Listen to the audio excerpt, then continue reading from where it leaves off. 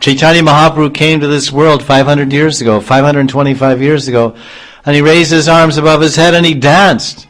He chanted and he danced from Cape Comorin all the way to Assam, everywhere, Bengal, everywhere he's dancing. From Dwarka to Puri, the length and breadth of India, the Char Dham, everywhere dancing, vibrating the holy name of God. Everyone chant and dance, raise your arms.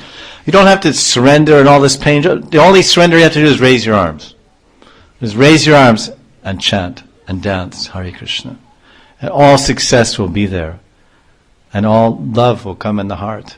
Krishna Prema will come in the heart simply by chanting and dancing. Lord Chaitanya Mahaprabhu didn't sit in a cave and meditate. He didn't press his nose and do anuloma, viloma, anuloma, this, that. He didn't do pranayama. He simply chanted and danced. He was an active Lord. He was not a meditative Lord. He was active, moving. He was moving. And he wanted to move the entire universe to the spiritual world. He wanted to liberate everyone. In fact, he did. He liberated everyone in the universe. So on this auspicious day of Chaitanya Mahaprabhu's Avirbhav, we can all move. We say it's a movement. We say this is a spiritual movement. Then they have this, oh, you belong to some movement. Are you in some movement? Yes, I'm in a spiritual movement.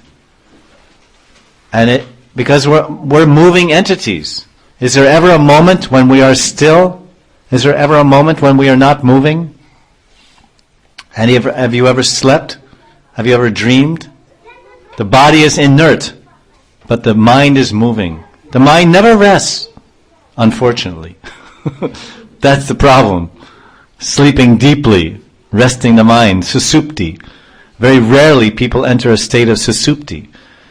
Susupti is the third state, deep sleep, susupti, turiya.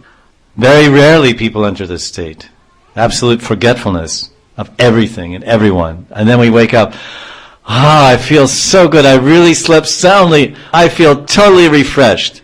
But unfortunately, very, very rarely does anyone get that type of sleep. And beyond that is turiya, susupti, then turiya. This is this yogi in the meditation. He enters this state at will, consciously enters, not under the influence of ignorance or tamagun.